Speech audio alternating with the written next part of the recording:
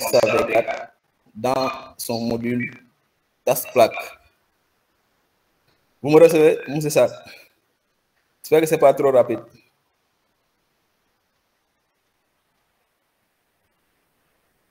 Modou Sarr, j'espère que ce n'est pas trop rapide.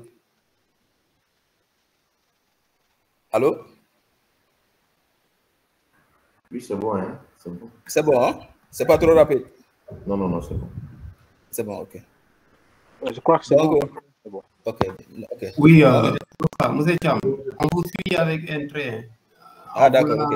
En voulant cliquer sur le micro pour répondre, j'ai tous ces trucs-là qui a coupé la peine. Ok, d'accord. Très clair, merci. Ok. On poursuit. Donc, toujours dans matériel et méthode. Donc, ça, on a ramassé. Et on va utiliser le logiciel tasse plaque de Foxa V4. Maintenant, avant ça, je vais vous présenter quelque chose. Donc, c'est ça qu'on appelle les courbes pression-volume. Donc, ça, c'est obtenu après l'essai pressiométrique. En fait, ce qui se passe, c'est que quand on a, par exemple, nous, dans notre cas, bon, j'ai oublié de vous dire hein, que je suis en train de vous présenter un cas pratique, quoi, parce que j'ai juste nécessaire de vous présenter un cas pratique pour que la compréhension puisse être beaucoup plus facile, surtout pour les étudiants. Donc, voilà, courbe pressiométrique et carotte. Donc, ici, ce qui est présenté ici, c'est la courbe pression-volume. En fait, ce qui se passe, c'est que quand on a un sondage carotté couplé à un sondage pressiométrique, par exemple, de 15 mètres, chaque 1 mètre qui est défini d'avance dans le devis, bien sûr. Donc, dans le devis, on va définir que nous, on va faire les essais tous les 1 mètre, ou on va faire les essais tous les 1,50 m, tous les 2 mètres, tous les 5 mètres. Donc, cette définition-là est directement liée à notre retour d'expérience. Par exemple, quand on a l'habitude de sonder quelque part, par exemple, quand on a l'habitude de sonder peut-être à la Médina ou au Parcelles Assainies et qu'on se trouve dans le même endroit, donc on peut se dire que nous, d'après la comparaison des cartes du PASMI et de notre retour d'expérience qu'on a eu sur ce site, donc on ne va pas faire un maillage trop serré parce qu'on a déjà les résultats. Donc on sait déjà à ce qu'on va s'attendre. Donc ça, c'est les pas de mesure. Donc nous, dans notre cas, on a choisi de faire les essais tous les 1 mètre et on a un sondage de 15 mètres. Donc cette courbe que vous voyez ici présentée, donc va se répéter 15 fois. Donc chaque 1 mètre, on aura une courbe pression-volume. Donc dans cette courbe pression-volume-là, ce qui apparaît, c'est les caractéristiques mécaniques de l'essai pressiométrique, c'est-à-dire la pression limite qui est ici égale à 0,54, c'est un exemple. On a aussi la pression de fluage qui est égale à 0,40. Donc, comme je disais tout à l'heure, le fluage, c'est là où démarre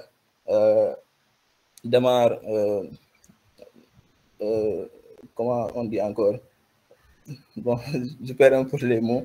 Il y a aussi le module Ménard. Donc, le module Ménard qui est ici égal à 16,53. Donc, je voulais aussi attirer votre attention sur quelque chose. Donc, quand on regarde, par exemple, la courbe en orange, donc c'est la courbe pression-volume. Maintenant, dans cette courbe-là, on a souvent trois phases. Donc, on a la phase de contact. La phase de contact, c'est ça. La phase de contact, souvent, c'est quand la sonde est introduite dans le trou. On envoie des pressions, jusqu'à ce que la sonde ait un contact avec le terrain. Donc, c'est cette partie-là. Cette partie que vous voyez courbée. Donc, souvent, c'est comme ça que ça fait.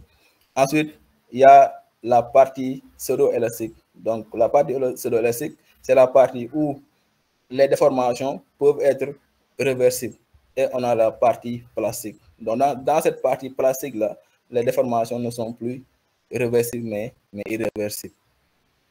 Donc, par définition, le module Ménard est calculé dans cette partie pseudo-élastique. Donc, ce qu'on fait, donc on prend la différence des volumes et la différence des pressions pour avoir le module pressiométrique ou module Ménard.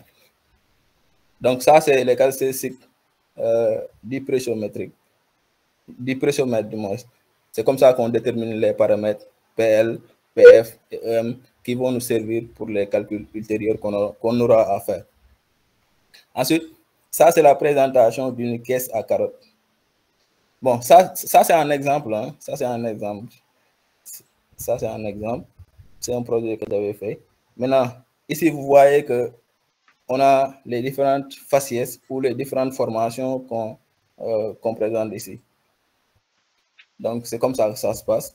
Et jusqu'à la profondeur où s'arrête l'essai. Donc, on va coupler ces données-là, plus les données pressiométriques pour avoir un couple.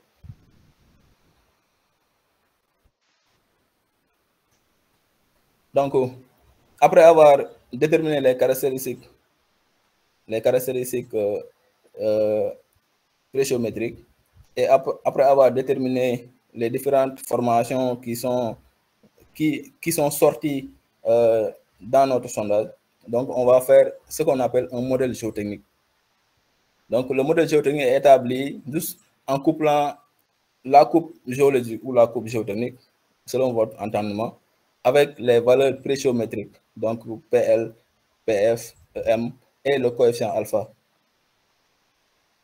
du sondage de référence. Donc, du sondage, par exemple, si tu fais 40 sondages et que ces 40 sondages, chaque sondage est couplé, donc si tu prends le sondage SC20, donc tu vas le coupler avec le pressiomètre SC20. Et souvent, ce qui se fait, c'est que, par exemple, le sondage carotté et le sondage pressiométrique qui sont couplés, leur variation de distance, souvent, c'est dans les ordres de 1,50 m à 2 m comme ça. Donc, les valeurs caractéristiques mécaniques retenues sont issues d'une approche statistique des résultats des essais et de notre expérience. Donc, pourquoi j'ai coloré expérience? En fait, ce qui se passe, c'est que, par exemple, souvent, on peut faire un essai pressiométrique et qu'on retrouve des valeurs qui ne sont pas habituelles, donc des valeurs qui sont parasites. Donc, c'est à travers notre expérience qu'on va juger nécessaire d'exclure souvent ces valeurs parasites et de conserver les valeurs qui sont vraiment réelles au terrain.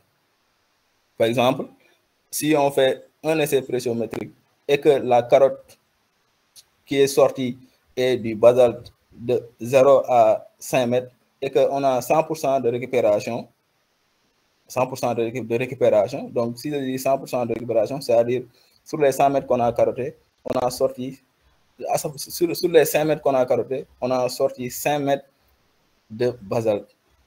Et en faisant l'essai pressiométrique, on se retrouve avec, par exemple, une pression limite de 0,5 mégapascal. Donc, ça, tu peux te dire en âme et conscience que c'est une valeur qui est parasite. Souvent, c'est dû à la manipulation de l'opérateur.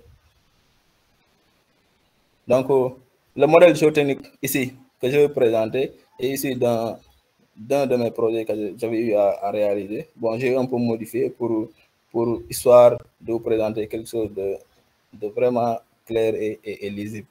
Donc, le modèle géotechnique souvent est constitué par la description lithologique, la pression limite, la pression de fouillage, le module pressiométrique, MENAR, donc que j'ai converti en KP. Donc, le premier là, ça c'est en mégapascal, ça c'est en kilopascal.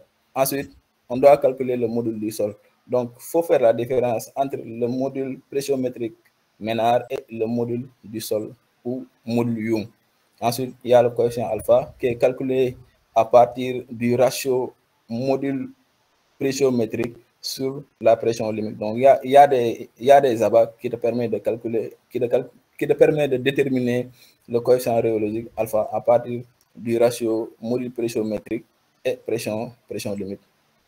Donc, c'est ça qu'on appelle le modèle de notre terrain. Par exemple, dans notre terrain, on a 40 cm de sable argileux noirâtre, puisque les essais sont faits tous les 1 mètre. Donc, là-bas, on n'aura pas de résultats. Et souvent, ça, c'est la terre végétale. Souvent, c'est décapé.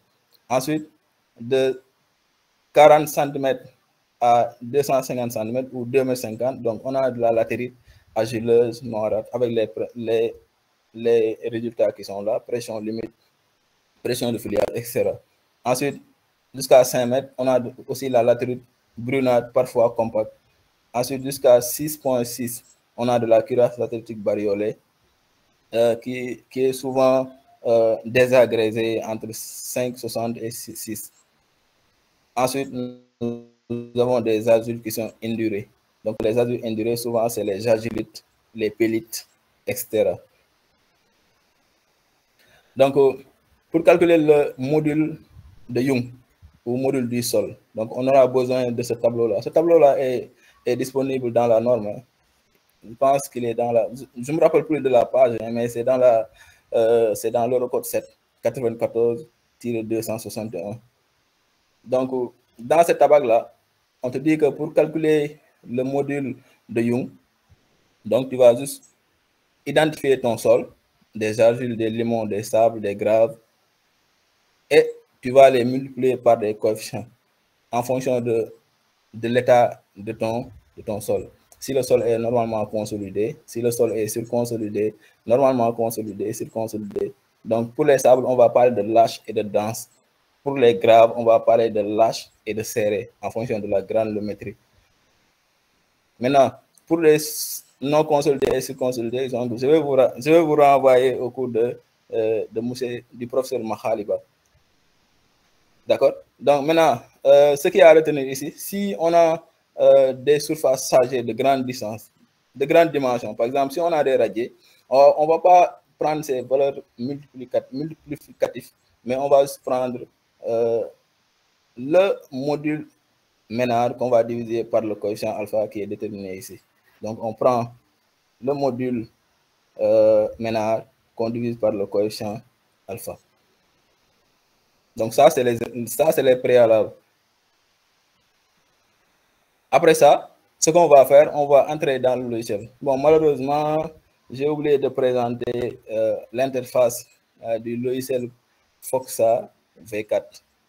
Donc, c'est un logiciel qui est payant et qui est souvent en ligne, mais c'est assez cher. Donc, souvent, c'est les grandes entreprises qui ont, par exemple, les moyens financiers de les prendre. OK, donc, dans le logiciel, ce qu'on va faire, on va faire un maillage. Par exemple, si vous regardez ici, on a des semelles qui sont là. Ici, on a des semelles qui sont là. Maintenant, c'est dans un repère. Le repère est gradué. Si vous voyez, il y a X qui est là, il y a Y qui est là. Et à droite, on a la représentation, la coupe longitudinale. Donc, si je reviens en arrière, on peut voir que nous, on a 54 semelles à calculer. Donc, 54 semelles. Et bon, ne vous inquiétez pas, on a fait de telle sorte qu'on va regrouper les semelles par catégorie. Par exemple, si vous regardez ici, on a des semelles S3, des semelles S2, des semelles S1, S2 qui est là. Donc, c'est en fonction de la coloration que vous pouvez dire que ça, c'est S2, S2, S2, S2, S2. Ensuite, S3, S3, S3, S3. Donc, pour revenir ici, donc on a X, Y. Dans le logiciel demande toujours de lui renseigner X et Y et de leur renseigner aussi la largeur de la semelle et la longueur de la semelle. De lui donner aussi la contrainte qui est appliquée sur la semelle. Donc, c'est ce travail préalable-là qui est fait dans ces tableaux. D'accord? Donc, ici, on a 54 semelles et les charges sont là. Donc, pour un peu résumer, donc on a des semelles qui sont identiques. Donc, nous, on ne va pas se casser la tête. On va agir de façon à nous simplifier la vie. Donc, on va les identifier et on va les classer. Donc, S3, là, c'est S2, là, c'est S6, là, c'est S5, là, c'est S4, là, c'est S1 et les S7 sont en blanc. Donc, ici, je ne sais pas si vous pouvez compter, mais on a 54 semelles qui sont présentées sur le diapo. Donc, vue en plan des 54 semelles. Ça, c'est la vue avec une coupe. Donc, les semelles sont ancrées à 1 mètre de profondeur. Donc, si je dis 1 mètre de profondeur, on va revenir dans le diapo du modèle géotechnique. Donc, 1 mètre de profondeur, c'est-à-dire on va les ancrer dans les latérites argileuses noirâtres avec une pression limite de 1,39 mégapascal. Donc, ça c'est la modélisation sur tasse plaque. Après la modélisation sur tasse plaque, donc le logiciel tasse plaque, hein, le logiciel tasse plaque utilise les lois de l'élasticité linéaire. Donc, nous, on est en train de travailler dans l'élasticité linéaire. Ce module est destiné à la modélisation 3D simplifiée d'une semelle ou d'un dallage sur un sol multicouche. Donc, on a un sol multicouche avec des modules de Young et des coefficients de Poisson.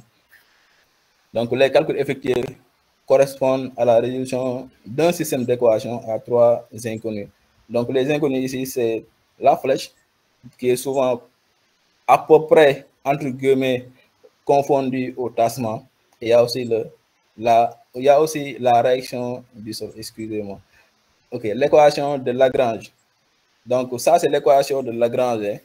Bon, moi, depuis que je suis sorti de l'école, les questions de mathématiques, là, je n'y prête plus attention. Donc, il ne faut pas me poser des questions. Si les étudiants veulent creuser, ils n'ont qu'à aller regarder l'équation de Lagrange.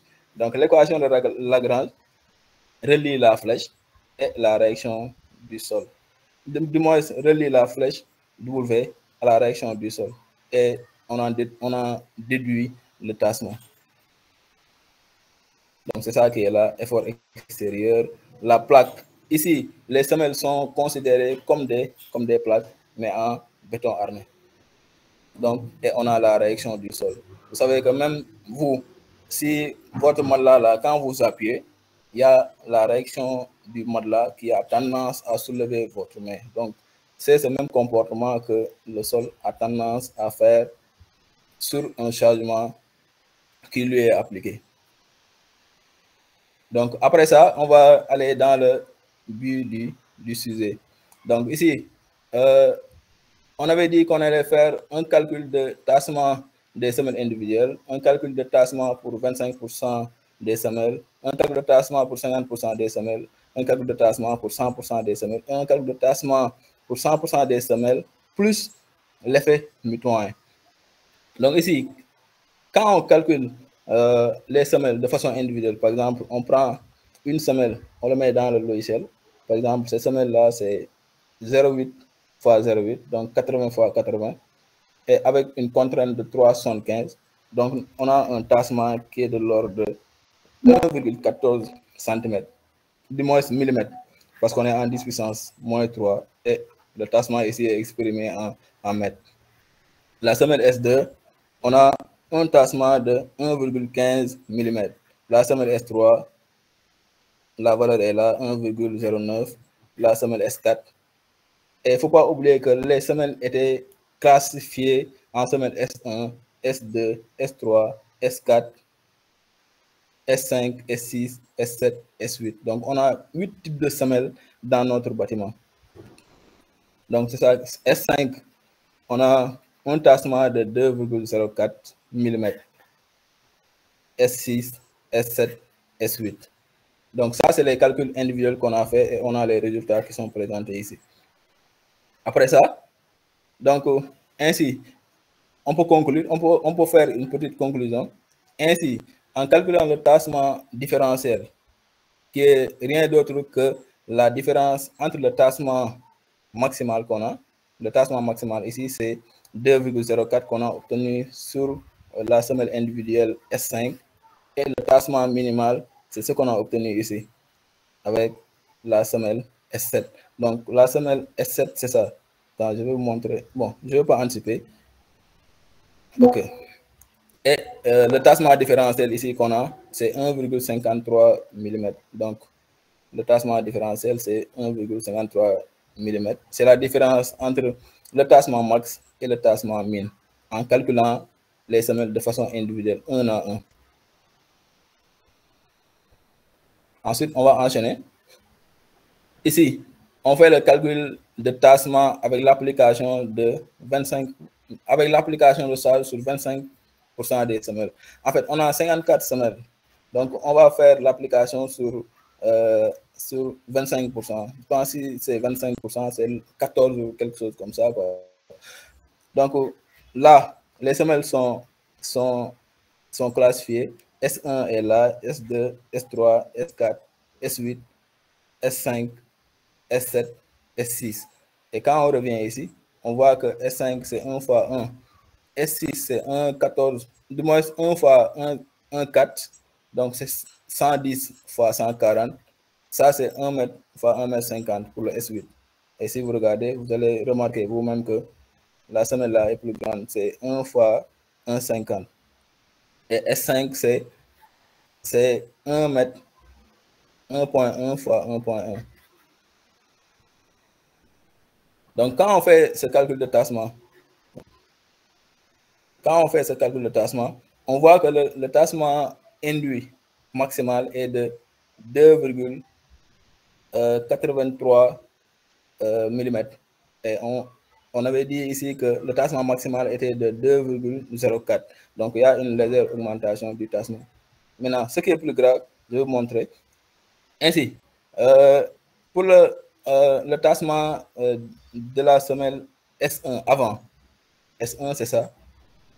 Donc on avait un tassement de 1,14 mm. Le tassement total avec 25% des semelles qui sont chargées est de 1,49 mm. Donc soit un gain de 0,3 mm. Donc là, qu'est-ce qu'on peut conclure? On peut conclure que le fait d'incrémenter des charges induit directement des incréments de déformation. Ensuite, pour la semelle S5, on avait 2,04. Et quand on charge les 25%, donc on se retrouve avec 2,61 mm. Donc on a un gain de 0,57 pour la semelle S5. Vous voyez que la semelle S5 est en rouge. Ensuite, pour le tassement de la semelle S8, donc la semelle S8 avait tassé de environ 1,77 mm. Maintenant, si on charge 25% des semelles, on se retrouve avec 2,61, soit un gain de 0,84 mm. Un gain. Donc, je sais que vous me comprenez, un gain, ça veut dire c'est un surplus de tassement. Ce n'est pas le tassement, mais c'est un surplus de tassement. Donc, on a 1,77 que la semelle S8 avait tassé, mais ça a augmenté de 0,84 mm. Ensuite, on va faire un autre calcul. C'est le fait de faire le calcul de tassement avec l'application de charge sur 50% des semelles. Donc, on a 54 semelles. Si on fait l'application sur 50%, donc on se retrouve, je pense, avec 27 semelles. Donc, c'est les 27 semelles qui sont là. Donc, c'est à partir de là qu'on a chargé. Donc, on avait chargé juste 25%. Maintenant, on charge les 50%. Donc, si on charge les 50%, donc qu'est-ce qu'on peut retenir? On peut retenir que la semelle S1, qui, quand on avait fait le calcul individuel, avait 1,14 mm. Quand on a fait le chargement de 50% des semelles, on se retrouve avec 2,11 mm, soit un gain de 0,97 mm. Ensuite, quand on fait le calcul de tassement pour S5 avec 50% des semelles qui sont chargées, donc l'effet mitoyen des semelles, des 26 semelles ou 27 semelles sur les 54, donc on se retrouve avec 3,33 mm. Donc là, on a un gain de 1,29 mm de tassement de plus. Ensuite, on va prendre la semelle S8. Donc la semelle S8, c'est la semelle la plus grande. Donc on avait 1,77 quand on avait calculé individuellement. Maintenant, quand on calcule pour 50% des semelles qui sont chargées, c'est-à-dire 27 semelles, on se retrouve avec 2,72 mm, soit un gain de 0,95 mm. Ça veut dire que l'effet mitoyen des 26 semelles a induit un gain de 0,95 mm sur la semelle S8.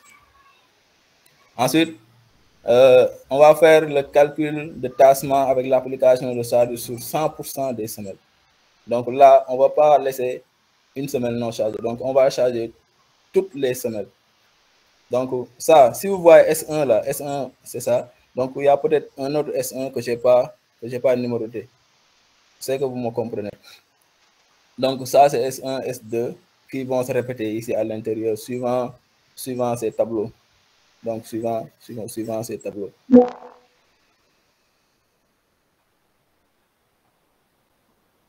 Donc là, on est à 100%. Donc, si on charge 100% des semelles, qu'est-ce qui se passe? Donc, ce qui se passe, c'est que pour la semelle S1, qu'on avait 1,14 mm de tassement calculé individuellement. Donc, si on charge 100% des semelles, on se retrouve avec 2,23 mm. Donc, soit un gain de 1,09 mm.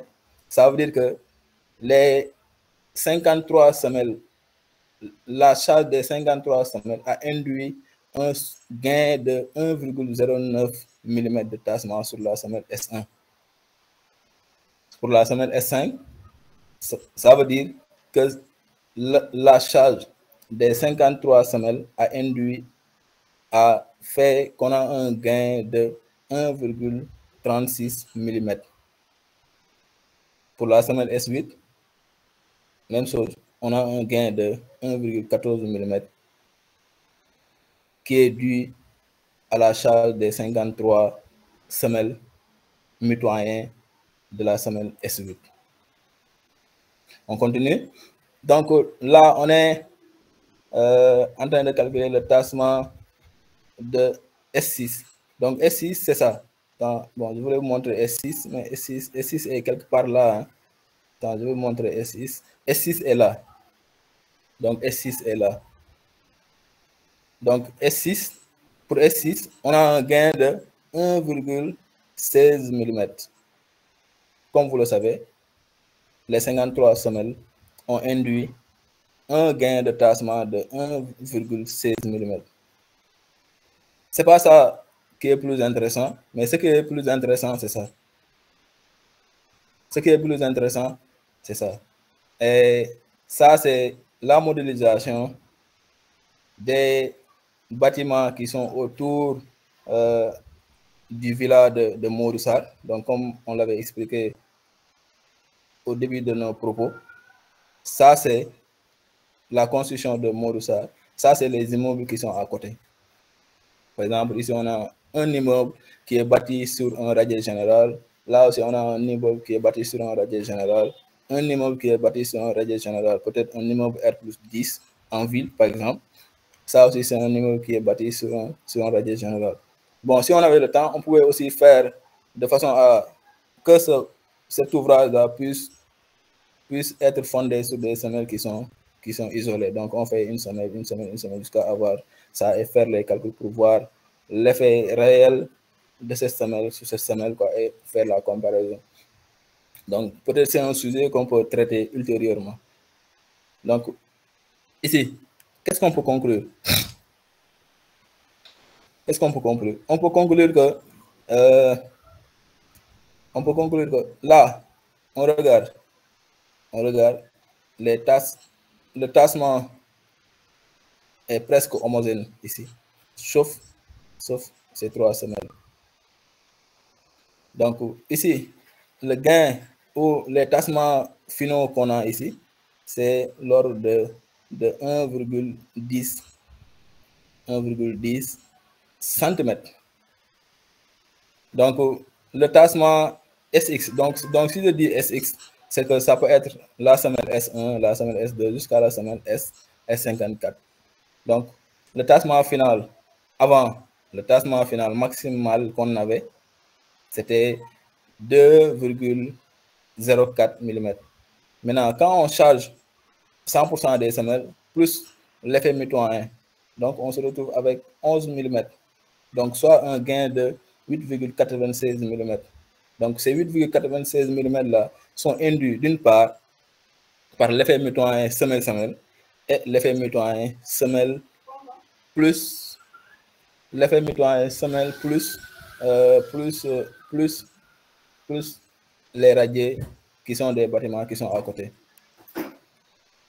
Donc, pour attirer votre attention, c'est un cas qui est très improbable à cause du manque d'informations. En fait, au Sénégal, nous, on se casse. On va se dire la vérité. Donc, quelqu'un qui va construire un R+2 et qui va partir dire à l'autre qui est à côté, qui construit son immeuble R+10, de lui donner ses plans ou de lui donner sa descente de charge.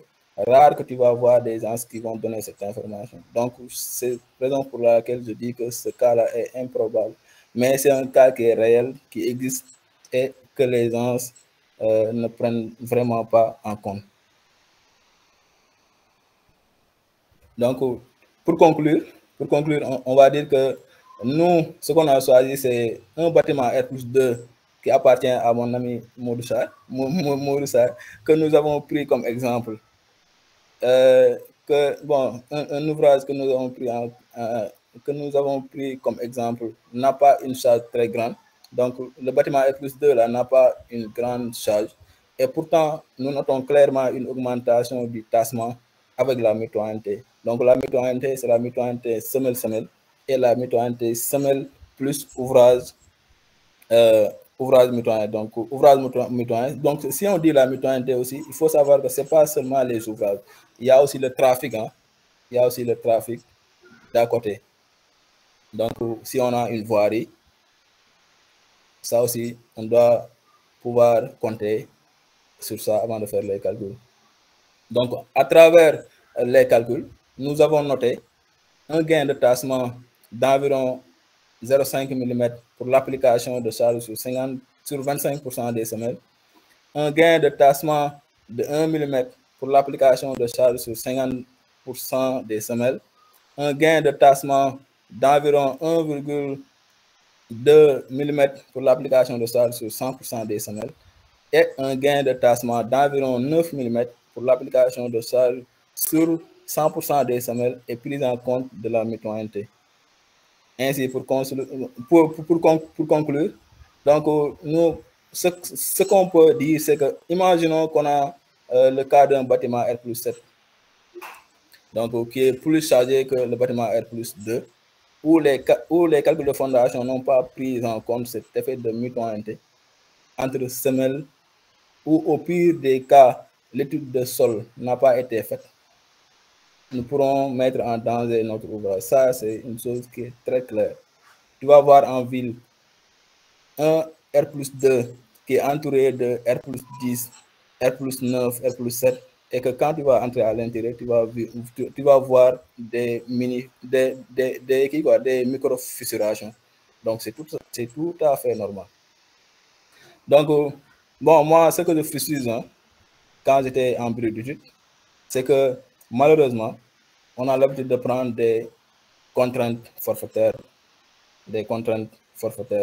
Ce fameux 1,5 bar là, qui est moins économique. En fait, ce qui se passe, c'est que si tu prends 1,5 bar et tu calcules avec, il y aura des semelles qui sont beaucoup plus grandes. Et que par contre, si tu payes 2 millions, 3 millions pour qu'on te fasse une étude de sol et qu'on te détermine que la contrainte ou la pression de ton sol est égale à 5 bars, donc 5 bars et 1,5 bar, c'est pas la même chose. Peut-être sur les 5 bars, tu peux minorer de 0,8. Après, tu vas te retrouver avec peut-être 4 bars. Maintenant, quand tu calcules avec, si tu calcules avec 4 bars et calculer avec 1,5 bar, c'est pas la même chose. Calculer avec 4 bars est beaucoup plus économique en termes de coût des fondations que calculer avec 1,5 bar. Donc, en résumé, ce que je peux dire, c'est que faire une étude de sol, ça permet non seulement de maîtriser les risques géotechniques, ça donne plus d'assurance sur la pérennité de l'ouvrage et réduit en même temps le coût sur les fondations. Sur ce, merci de regarder ici les références. Donc, les références, c'est les missions géotechniques, classification et spécification, 94 500. Il y a aussi justification des fondations superficielles, donc c'est le record 7 ou 94 261. Donc sur ce, je vous laisse avec la tour de Pise en Italie et merci pour votre aimable attention. Merci. Donc, monsieur le modèle. Merci, monsieur Thiam. D'abord, il y a deux merci. Hein. Merci pour le, comment ça s'appelle? Le bâtiment gratuit, là, même si c'est fictif. C'est très gentil de votre part. Et aussi, merci infiniment pour, en tout cas, la clarté de votre présentation, mais l'importance de cette thématique que vous avez eu, en tout cas, le courage de nous partager et qui est aujourd'hui quelque chose donc qu'on nous assistons, hein, même si on fait semblant d'avoir ignoré. Parce que comme vous avez dit souvent, il y a trop de masques dans la pratique de ce qu'on fait à géotechnique aujourd'hui au Sénégal. Souvent, il y a une question de formalité que certaines cherchent sur ces études géotechniques ou bien ces calculs géotechniques juste pour dire j'ai respecté, j'ai fait les études. Alors que le plus important, c'est toutes ces investigations géotechniques, tout ce travail d'ingénierie géotechnique derrière doit aboutir vraiment à une bonne stabilisation, à la sécurité de l'ouvrage et des biens. Maintenant, comment ça s'appelle? On va un peu revenir avec un bref rappel sur la présentation pour ensuite ouvrir la partie de ce webinaire qui va consister aux questions, réponses. Donc, tous ceux qui sont là, donc si vous avez des questions pour plus d'éléments, vous pouvez s'adresser après, vous pouvez les poser. Monsieur Thiam donc va revenir là-dessus. Et comme j'ai dit, donc, cette thématique que M. Thiam nous a présentée présente aujourd'hui une problématique majeure ou d'autre part une ignorance donc du côté des pratiquants, que ce soit les ingénieurs géotechniciens ou bien le maître d'ouvrage. Il y a beaucoup qui ignorent donc ce risque derrière la construction donc, des bâtiments, que ce soit, comme il a dit, la mitoyenneté entre bâtiments existants et ou entre les semelles, parce que il est parti du détail, donc la mitoyenneté entre les semelles, jusqu'à élargir donc vers le plus important, l'effet des bâtiments qui se trouvent à côté. Et aujourd'hui, surtout en ville, toutes les constructions, souvent où il y a un R+7, R+9 ou R+10 à côté, et le plus grand risque aujourd'hui qu'ils font, c'est de venir excaver même jusqu'à des profondeurs très élevées, sans pour autant tenir compte vraiment de l'effet de ces bâtiments. Si vous regardez, M. Thiam nous a présenté un objectif très pratique après avoir présenté la problématique. Et pour atteindre cet objectif, donc, il y avait toute une méthodologie d'étude en partant d'abord de la mission d'investigation géotechnique, la reconnaissance complète donc, du terrain à travers les essais pressiométriques. Et après ces essais, donc, on est parvenu à obtenir le résultat de ces derniers, d'essais pressiométriques qui visualisent un peu l'évolution donc, des courbes pressiométriques. Et à partir de ces éléments, donc, M. Thiam nous a présenté le modèle géotechnique, comme il a dit, qui est une superposition de la lithologie, de la coupe lithologique, donc, et des données géotechniques. On peut voir le processus, il y a toute une logique. Hein. Donc, après les investigations, vous faites le traitement des données, vous sortez le modèle géotechnique. Et c'est après avoir défini le modèle géotechnique, donc il faut bien maîtriser ces étapes, donc ce modèle géotechnique, pour que vraiment l'ouvrage qui va venir se poser puisse refléter un peu la réalité donc, du terrain.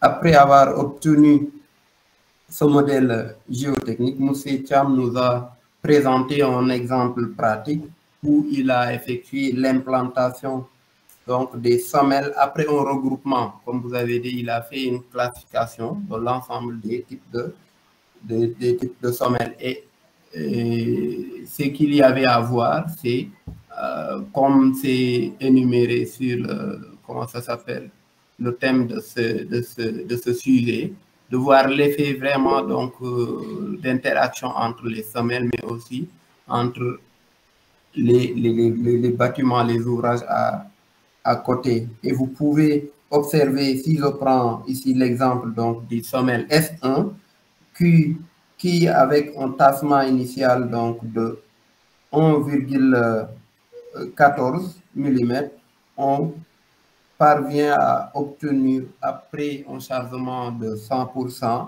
des semelles, qui évolue jusqu'à un tassement donc de 2,23.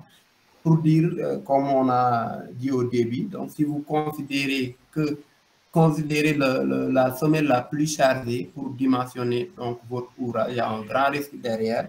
Et là, on vient de voir exactement ce qui peut arriver donc du fait de vouloir considérer le tassement généré par la semelle S1 pour conduire vraiment en erreur donc le résultat de votre calcul ou bien la réalité du terrain. Car dans la réalité de l'ouvrage, tous les semelles seront chargées.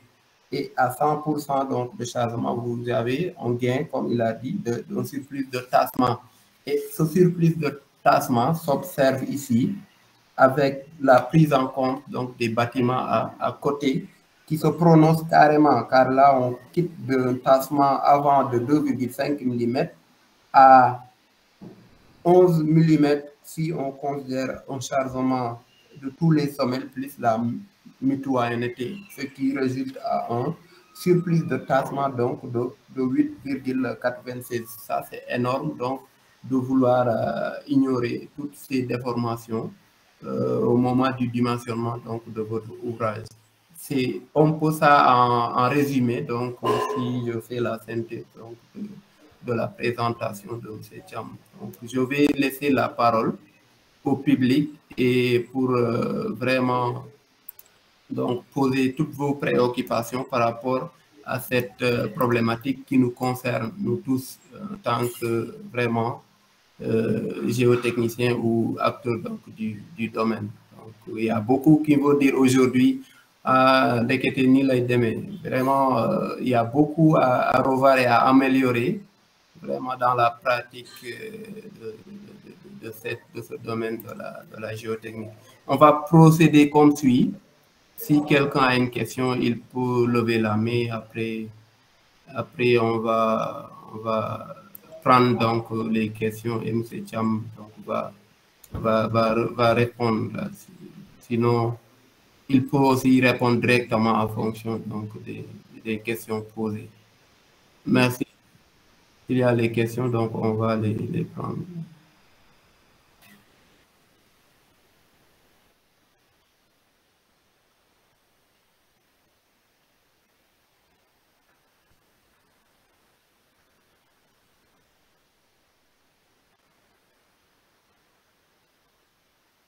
Oui, bon Thiam, vous pouvez poser la question. Babacar Niass aussi, si vous avez des questions, donc on va partager. Bonjour, bonsoir. Oui, bonsoir. Vas-y. Je vous remercie pour la présentation, c'est Modou Thiam. Votre cadet, quoi, ingénieur géotechnicien. Donc, ma question portait sur la méthode pressiométrique, parce que dans la norme 94-261, on dit que la méthode pressiométrique s'applique au calcul de tassement d'une fondation superficielle. Maintenant, je demande si toutefois la maison de Grand Salle était réalisée sur une fondation profonde. Est-ce que cette méthodologie-là, on peut toujours l'appliquer? Autre chose aussi, deuxième question, c'est par les effets de mitoyenneté. Je pense que vous êtes en train de chercher les charges des semelles de vos voisins là. Peut-être, je pourrais dire la quête des données des semaines de vos voisins, est-ce que ça ne va pas prendre du temps si on construit ou bien dimensionne la fondation d'une construction là, de chercher des données de la mutualité des voisins? Ou bien si toutefois c'est comme ça, vous dites des ouvrages d'art, des trains qui passent parfois, si on ne connaît pas des informations, ça va être très difficile quand même d'avoir des informations sur ça. Autre chose aussi, c'est, on peut faire une transition vers l'essai odométrique. Peut-être qu'il y a un peu le même rôle de calcul de tassement avec le précieux peut-être. Maintenant, est-ce que vous réfléchissez un peu sur l'essai odométrique, comment prendre en compte les effets de mutualité lorsque l'essai est exécuté au laboratoire? C'est un peu compliqué. Merci beaucoup. Merci, M. Mori Cham. Et merci pour les questions. Donc, la première question, c'est si on avait des fondations qui sont profondes. En fait, ce qu'on doit d'abord identifier ou faire la distinction, c'est que les normes ne sont pas les mêmes. Donc, on a la NFP 294, du moins la NFP 94-261, fondation superficielle. Et on a aussi la NFP 94-262, fondation profonde. L'essai pressiométrique permet de calculer les tassements pour les fondations superficielles et les fondations profondes. En fait, si c'était des fondations profondes, les vérifications qu'on doit faire, c'est qu'on doit faire la vérification de la portance des pieds à l'œil nu.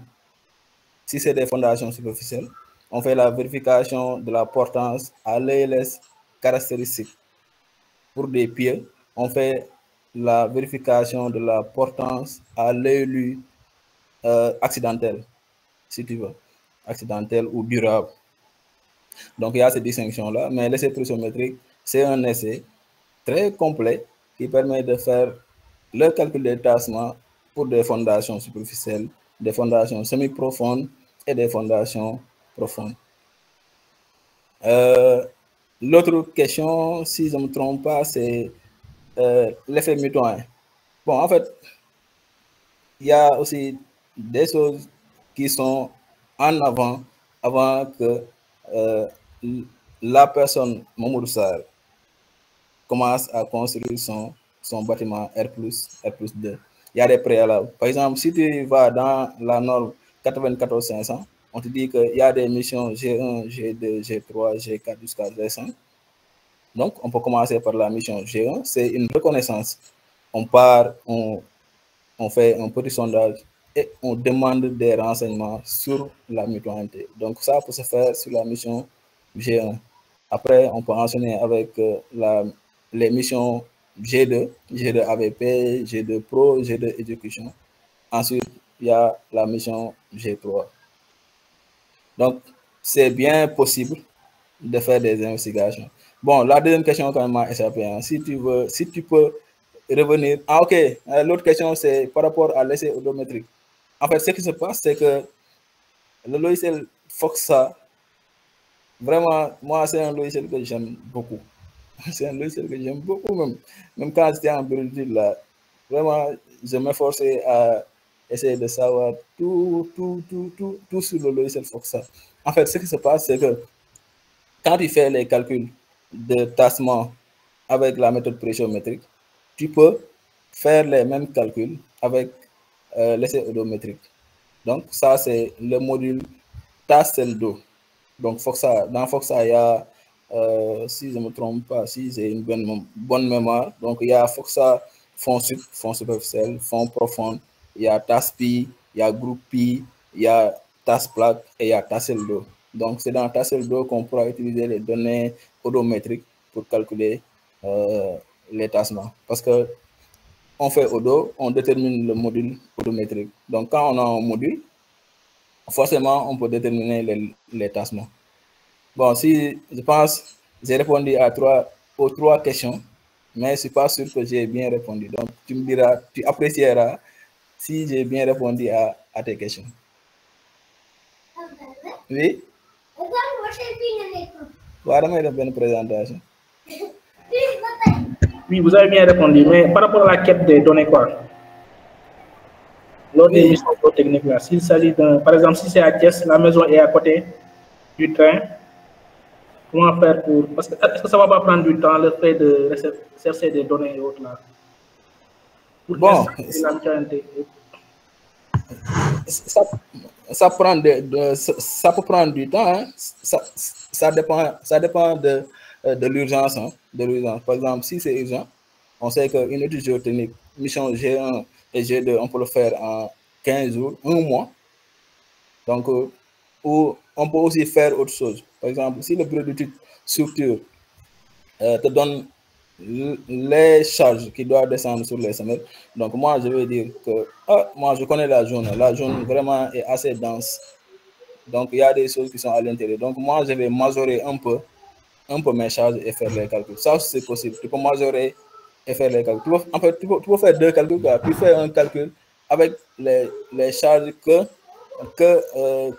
le bureau d'études t'a donné. C'est ça que tu vas présenter dans le rapport, mais toi-même tu vas faire d'autres calculs qui te concernent pour juste avoir la tête tranquille et avoir la conscience aussi tranquille. Donc, tu vas juste majorer. Si tu ne connais pas, quoi, tu majores, ensuite tu fais les calculs.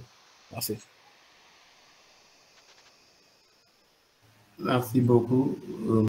Thiam, c'est intéressant. Et si je peux toujours contribuer à sa question de la collecte des données, c'est un Thiamène comme vous. Là, toujours, pour tout équipement, il y a la phase enquêtante. Pour le bâtiment existant, qui ne m'appartient pas aussi, dans la phase enquête, vous pouvez vous approcher parce que c'est un projet qui a été étudié, dimensionné, et voilà, voir comment accéder à certaines informations. Et comme tu dis, peut-être il faut toujours y avoir un problème de temps ou de délai. Là, souvent, donc, si tu es pressé, souvent, il y a un prix à payer. Là, comme M. Thiam a dit, vous majorez, ça vous coûte quelque chose. Et pour voilà, pouvoir construire avec la tête tranquille. Merci en tout cas. Mais il y avait toujours d'autres mains levées. Par exemple, il y avait Baba Karnias et Mohamed Dinouar qui est disponible à la parole. Une troisième main, Abdoulaye Diaga. Donc, à vous trois, la parole est disponible. Bonjour. Oui, bonjour. Merci, M. Mbaye, pour cette belle présentation. Dans ce cas, j'ai des questions sur les charges. Allez, excusez-moi, je suis en train de parler avec les enfants. Allez-y. Donc, M. Mbaye, donc, j'ai une question par rapport aux charges sur les semelles excentrées. Si les charges sur les semelles excentrées sont supérieures à la capacité portante, dans ce cas, quelles sont les solutions qu'on va prendre pour éviter... Vous m'entendez ou bien? Oui, bien sûr. Allez, je vais répondre. Les petits Thiamènes là, il faut qu'ils se calment. En tout cas, excusez-moi, une minute.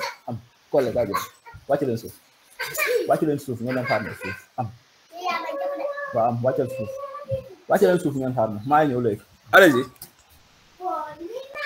Ok.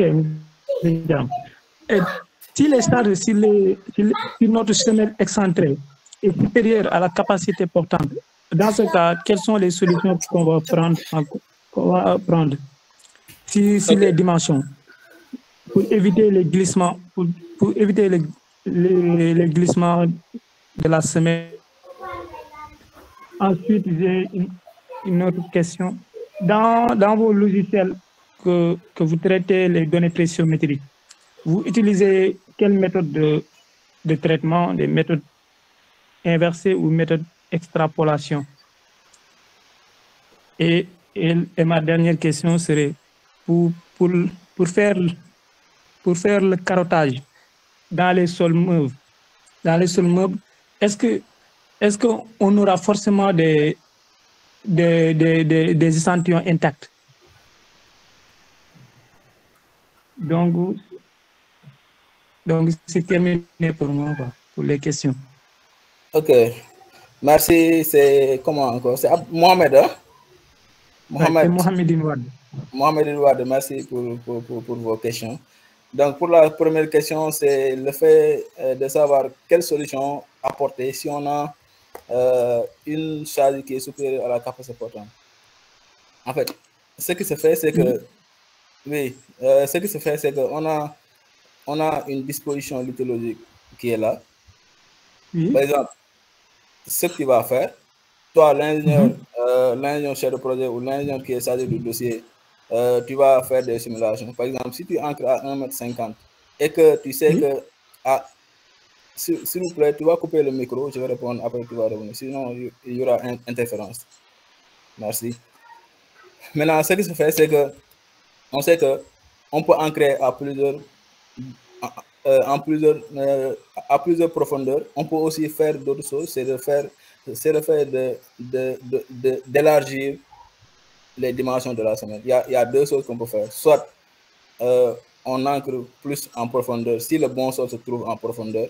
Sinon, on va élargir la semelle. On sait que quand on élargit la semelle, on augmente la surface de répartition de la charge. Plus la surface de répartition de la charge est grande, plus les charges vont se dissiper très tôt sous le sol.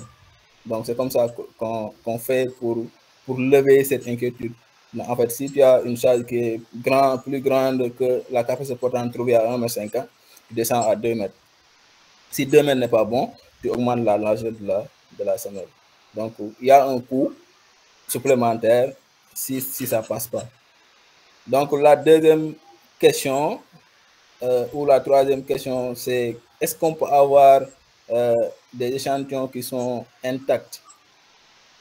Bon, avoir des échantillons intacts, quand même souvent, c'est très compliqué, hein, surtout quand on est dans des sols qui sont mobiles. Ce qui se fait souvent, on carotte sur gaine. En fait, on fait entrer des gaines à l'intérieur du carottier. Donc, on va carotter triple, quoi. Donc, on va carotter triple. Donc, on a le carottier, on a le tube intérieur et on a la gaine qui est à l'intérieur. Donc, c'est la gaine qui va récupérer l'échantillon intact. Moi, j'ai eu à le faire surtout sur la baie de Anne où on a 18 mètres de sable et on parvenait à avoir des taux de récupération de 90, voire même 100% de récupération. Parce que, tout simplement, c'est des formations qui sont mobiles. Tu ne vas pas venir faire un carotte.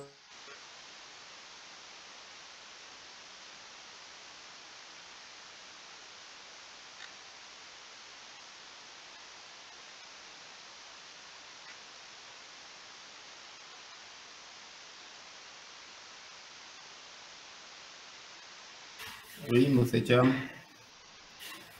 Vous êtes là, on vous reçoit plus là.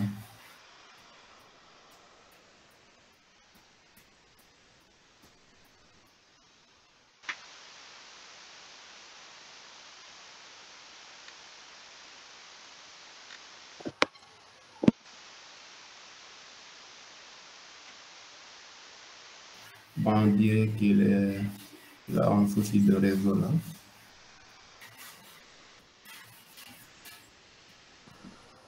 En effet, je crois qu'il a un souci de réseau. Ouais. Est-ce qu'on peut la Ouais, voir? il revient comme ça. Il est connecté de nouveau. Donc, monsieur Cham, vous êtes là de nouveau? Attends, je vais là.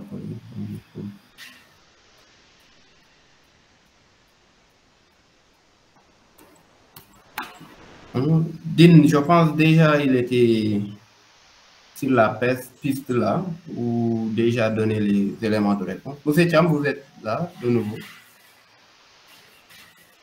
On ne vous reçoit pas. Vous pouvez allumer votre micro, s'il vous plaît. Oui, excusez-moi, j'avais un problème de connexion. Ok, d'accord. Vous pouvez terminer. Mohamed, la deuxième question là m'a échappé, quoi. J'ai répondu à la première et la troisième. Donc, si tu peux me rappeler la deuxième question. Donc, Ma deuxième question, c'était les méthodes utilisées avec votre logiciel. Est-ce que ce sont des méthodes inversées ou des méthodes d'extrapolation? Bon, je me rappelle plus. Attends, je vais voir Elkemenar. Parce que moi, actuellement, ce que j'utilise, c'est Elkemenar. Hein. Elkemenar, c'est un logiciel de Ménard. Attends, je vais te dire. Ça, quand même, j'ai un peu perdu la main là-dessus. Mais laisse-moi une minute, je vais te répondre. Dans quelques minutes. Ok, bon, en attendant, Monsieur Thiam, en attendant, donc, on peut recevoir les autres questions, s'ils ont des questions. Abdoulaye Diaga et... Mais Modifar, pardon? Oui. C'est par rapport à ma première question. Oui. Oui. Vous m'avez dit que quand les charges sont maximales par rapport à la capacité portante, on doit modifier l'ancrage ou bien modifier les dimensionnements. Mais dans ce cas, moi, les dimensions. Question, pour ma question, c'était pour la modification des dimensions. Pour éviter, en cas où les dimensions, on fait des modifications sur les dimensions, est-ce qu'il y aura il y aura susceptible de glissement du semelle? Si l'orientation... Ouais. En fait, ce qui se passe, c'est que toi, ce que tu vas faire, tu vas juste faire la vérification de la portance, de l'excentricité, du glissement et du tassement, les quatre. En fait, toi tu vas t'arranger de sorte que les dimensions des semelles que tu auras vont répondre à ces quatre critères. C'est assez simple, quoi. Vous pouvez répéter. Non, j'ai perdu. J'ai dit, si tu me reçois, tu me dis OK. OK, c'est bon donc. OK, maintenant, ce que je disais, c'est que par exemple, si tu as une charge qui est grande par rapport à la portance à 1,50 m, donc ce que tu peux faire, c'est que tu peux augmenter la largeur ou la longueur de la semelle, ou tu augmentes les dimensions, en tout cas, de la semelle. Maintenant, en augmentant les dimensions de la semelle, on sait que quand les semelles sont grandes, donc il y a une répartition qui est plus élargie. D'accord? Donc, les bulles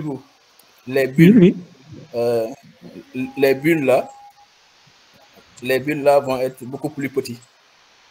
Et de ce fait, tu auras à absorber la portance, l'excentricité, le glissement et le tassement.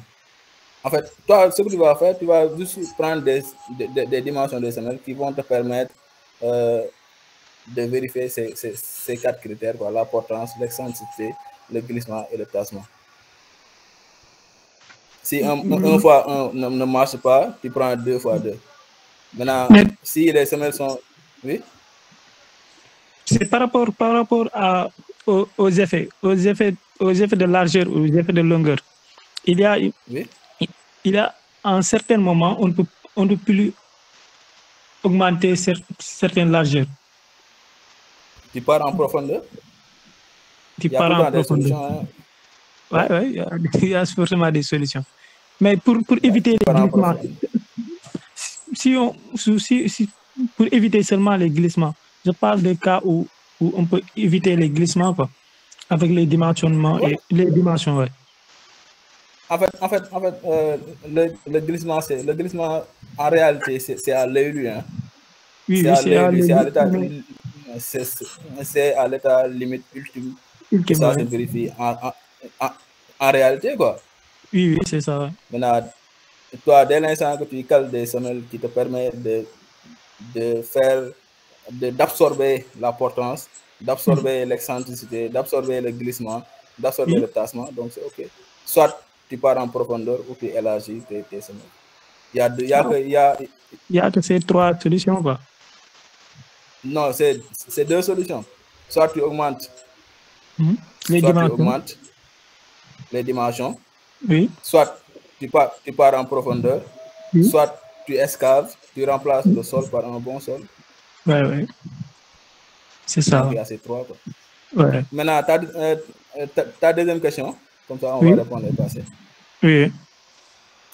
La deuxième question m'avait échappé, quoi. Oui, c'était les méthodes qu'on utilise quoi, avec votre logiciel. Est-ce que ce sont des méthodes Ah, ok, inversées ou des méthodes attends, extrapolation? Bon, attends, je vais regarder parce que moi, souvent, c'est... Parce que parfois, on peut traiter les données pressiométriques avec manuel, quoi. Oui, bon, Et ça, dans ce c'est... cas- Ça, dans- ça c'est vraiment l'école, quoi. Ah bah, Mais quand tu... ah ben, Oui, ça, mais ici, il y a des étudiants, quoi. Eux, ils se lamentent beaucoup, quoi, avec les essais pressiométriques. Après leur sortie, ils disent qu'ils n'ont pas beaucoup appris sur les essais in situ et tout ça. Parce que là, il y a pas d'exercice de traitement des données, et ainsi de suite. attends, Et dans ce cas, attends, c'est important de les expliquer les méthodes qu'on utilise, quoi. Attends, je vais faire partage d'écran total, comme ça tu vas voir mon logiciel. Mais il y a l'heure de la prière. Ok. Oui, Je pense monsieur que tu Cham. vois. Oui, Je j'espère que tu voulais vois. même rappeler, s'il vous plaît, Oui. par rapport à l'heure de la prière, si peut-être après ça, on pourra pas penser à arrêter la séance. Et puis les discussions pourront continuer ou de programmer une autre séance, comme vous avez dit. Vous pouvez lui montrer le logiciel. Ok. Donc, le logiciel est là. Le logiciel, en fait, ici, ce que ça fait, soit tu extrapoles. Hein. L'extrapolation, c'est réciprocal et double hyperbole. Hein. Attends, ça, c'est ça. Maintenant, pour double hyperbole, là, c'est ça qui va te montrer carrément la courbe. Et d'habitude, nous, on travaille avec double hyperbole. Mais c'est des méthodes d'extrapolation qu'on fait. Parce qu'on a des valeurs, et ce sont des valeurs qui sont linéaires. Donc, on va juste faire une interpolation, extrapolation et déterminer nos pressions limites, les pressions de filiage et le module. Donc, si tu vois ici, il y a le module qui est là. Donc, il y a P1, il y a P2 qui est là, il y a PF qui est là, et il y a PL qui est là. Donc, c'est comme ça que ça se passe. Hein. Même pour l'autre logiciel que j'utilisais, EXPRS qui est couplé avec EXGDE, donc c'était la même chose. Donc, c'était pour hyperbolique avec extrapolation. Mais bon, en fait, ce qui se passe, c'est que nous, ce qu'on est confronté, et vous, les étudiants, ce que vous êtes confrontés, souvent ces deux choses qui sont diamétralement opposées. En fait, nous sommes dans la réalité, vous êtes vraiment dans des choses qui sont beaucoup plus, je ne sais pas si c'est pointu, mais beaucoup plus détaillées. Donc, nous, on ne s'attarde pas sur des choses vraiment, sur la méthodologie de calcul, sachant qu'on a des normes qui ont vraiment bien encadré tout ce qu'on est en train de faire, traitement et calcul. Je pense que c'était ça la réponse. Ok, merci beaucoup, M. Mari. Okay. Merci, c'est intéressant. Merci, M. Cham, et merci à tout le monde. Il y a beaucoup de monde, des professionnels, des étudiants qui sont là en train de nous suivre, des collègues, des camarades. Adi Fatima, cher Tidiane, depuis la France. C'est un plaisir de tenir cette séance avec vous et nous ne pouvons pas remercier pour assez donc M. Cham de cette belle expérience et l'entrée de cette thématique qu'il a eu à nous présenter. Monsieur le Président, donc si vous avez quelques mots de remerciement, nom du club géotechnique et de tous les participants, vous pouvez très rapidement en tout cas les présenter à M. Cham. Donc, c'est tellement intéressant que si on poursuit, on pourra passer la nuit ici. Et ça peut faire même l'objet d'une autre séance. Monsieur le Président, vous avez la parole. Oui, merci, M. Sarr. Alors, bonsoir à tous. Alors, comme l'a si bien dit M. Sarr, je tiens en tout cas vraiment à remercier encore une fois M. Cham, donc l'ingénieur Cham, pour avoir brillamment fait cette présentation. Donc nous avons beaucoup appris. En tout cas, si les discussions sont tellement intéressantes que si on se laissait voilà, aller, on allait continuer jusqu'à voilà, pas d'heure, quoi. Donc à part ça, oui, merci à vous aussi. monsieur Sarr pour donc avoir accepté en tout cas de modérer ce panel-là. Donc nous vous en sommes encore en tout cas reconnaissants pour ça. Et merci à tous les élèves ingénieurs, mais aussi les ingénieurs donc, qui ont pris donc, leur temps pour participer à ce panel-là. Donc merci en tout cas pour avoir assisté donc, à ce moment de partage. Donc voilà, et vive la géotechnique. Hein. Donc le club, en tout cas, on est toujours là pour ça, pour en tout cas augmenter toujours la visibilité donc, de la géotechnique, donc nous faire connaître. Et voilà, c'est ça l'objectif en tout cas pour le moment. Mais merci en tout cas à vous. Allez. Merci, félicitations. Donc, merci à tout le monde d'avoir pris le temps donc, de nous suivre à travers ce webinaire. On se donne rendez-vous très prochainement donc,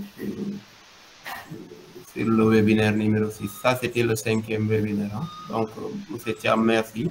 Vous pouvez garder le contact de M. Thiam si vous avez en tout cas l'occasion de programmer une autre présentation. Il est disponible pour vous accompagner. Il est là, donc, comme il a dit au début, il est un produit de l'UFR. Il a assez d'expérience, donc des retours d'expérience qu'il pourra toujours partager pour vous donner un apprécié davantage. Merci à tout le monde. Donc, à très bientôt. M. Thiam, si vous avez en tout cas des mots de remerciement, vos derniers mots là aussi, vous pouvez les présenter. Bon, je vais dans un premier temps vous remercier, toi, Mourou, de m'avoir parlé des webinaires qu'on organise dans le club géotechnique de l'UFR Sciences de l'Ingénieur. Je vais remercier aussi un autre camarade qui m'a aidé à encore refaire les calculs, donc compléter les calculs du moins, parce que j'avais déjà fait des calculs. Et actuellement, je ne dispose pas du logiciel, mais un camarade et un promo de l'UFR Sciences de l'Ingénieur m'a aidé. On était dans les calculs jusqu'à 0h, hein, et pourtant, lui, il est marié. Il a des travaux à faire le lendemain, mais bon, on s'est dit que c'est pour l'UFR. Donc, on doit rendre nos petits frères qui sont actuellement en apprentissage fiers de leurs anciens. Donc, nous ouvrons notre porte pour tous les étudiants, les nouveaux, et aussi, nous aussi, on va essayer d'ouvrir les portes de nos anciens. C'est comme ça que ça se passe. C'est que, en fait, dans la vie, c'est les petits qui doivent suivre les grands. C'est comme ça qu'on me l'a appris. Et c'est comme ça que moi, je fonctionne. Et je prie aussi que nos cadets puissent suivre les anciens. Et un autre message que je voulais aussi faire passer, c'est que n'hésitez pas. Si vous voyez des offres de 10 ans d'expérience, 7 ans d'expérience, 5 ans d'expérience, si vous avez 2 ans d'expérience et que vous avez la capacité, l'expertise de pouvoir faire ce travail, il faut postuler. Ça, je vous le dis. Nous, on est sortis de la 7e promo. On n'a pas encore 10 ans, on n'a pas encore 8 ans, mais alhamdoulilah. Donc, on a toujours foi que, quelle que soit la tâche, donc on peut le faire. Et je suis sûr que le produit de l'UFR Sciences de l'Ingénieur peut tout faire. Hein. Moi, c'est ça que je crois et c'est ça aussi la réalité. Il y a un monde qui est là, qui est en train de piloter deux grands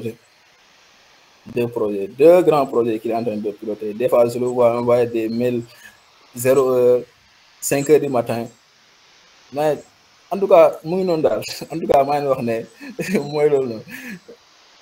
ingénieur rek ingénieur du nelaw ingénieur dafay nangoo sonn day nangoo sonn pour que ëllëg ñu mën la compter ci nga xam ne ñoo yor affaire bi suuf parce que luñ ci mën wax aussi demain les vieux wala ñi nga xam ne nos anciens vont partir à la retraite donc ñu ñoo nekk ci kaw donc soyons prêts maintenant lañ mën a am les bagages nécessaires pour que demain quel que soit le challenge ñu mën ko relever quoi.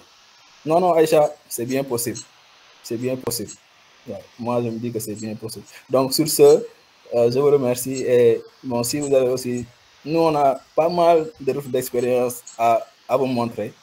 Et notre porte est ouverte. Donc, si vous avez besoin de quelque chose, d'informations ou des questions, donc vous pouvez nous appeler et on va échanger, il n'y a pas de souci. Parce qu'il y a pas mal d'étudiants ou même de nos cadets à qui on partage souvent des informations, on s'appelle et on essaie de trouver des solutions à des problèmes bien spécifiques liés à la géotechnique. Donc, je ne suis pas trop face à ça, mais non de là, on waxee maa leen di gërëm président maa lay gërëm Modou Sa maa lay gërëm ak képp koo xam ne mu ngi ci webinaire bi ne damaa koy gërëm di leen jégaluwaat bu baax di wax ne yàlla nañu dajewaat si jàmm incha allah rabi ñu soxla de xalaat ku nekk booy dem nga am loo mën a yóbbaale. Après je vais faire partager le webinaire dans le groupe. S'il y a aussi un protocole que je dois suivre pour partager, donc après je pense Sen va me prendre et on va essayer de suivre ce protocole pour que tout un chacun puisse avoir... Ah, excusez-moi, moi je pensais que tout le monde est Wolof ici. Donc, ce que je voulais dire, c'est que je vais suivre après le protocole pour le partage des documents. Ouais, c'est ça mon compte. Donc, je vais suivre le protocole pour le partage des documents. Je pense que je dois m'adresser à Sen. Donc, Sen après va transmettre dans le groupe ou va envoyer par mail ce travail. Sur ce, merci beaucoup et bon courage à tout le monde. Bon week-end. Merci, c'est nous qui vous remercions. Oui, merci. C'est vraiment intéressant. Et on s'excuse, on a raté les questions dans le chat, mais vous pouvez prendre le contact de M. Thiam et il reste disponible, comme il a dit, continuer les discussions sur les parties qui vous intéressent davantage. C'était le cas de Ousseynou Kanté. Voilà. Donc, vous avez le numéro de M. Thiam. Et comme il a dit, à travers le chargé de la commission pédagogique, Abdou Sen, il va partager avec lui les documents. Et d'habitude, donc, il enregistre les webinaires donc, et ils mettent sur leur page YouTube et autres là. En tout cas, merci à tout le monde. C'était un réel plaisir. Merci beaucoup. Merci. Chef Tidiane, il l'a Khadi Fatima, il faut dire à Robert de faire très attention. Bonjour Modou, ça va? Bonsoir Khadi. Tu vas bien? Oui, je suis là, je suis très bien, je vais très bien. Je n'ai pas intervenu parce qu'on dit en général qu'après que le conférencier a déjà terminé, on ne doit pas intervenir. Ah non, toi, tu peux intervenir à tout moment. Ok, mais ça a été vraiment très intéressant de votre part. Merci. Vous avez fait un très bon boulot. J'apprécie. Et j'aimerais aussi intégrer votre club, si possible. Il n'y a pas de souci, je vous mets de suite en contact avec le président et autres. Et par rapport au public, Modou Sarr est un bon collègue, un collègue inoubliable. Ah non, on est ensemble. Merci. Voilà, on a fait un moment, donc j'ai quitté, mais toujours on garde le contact. C'est ça la vie du domaine, donc le BTP. On tourne, vous voyez un peu Baye qui a fait la sous-région Côte d'Ivoire, Guinée, et il finit par revenir parmi nous. Heureusement qu'il est revenu.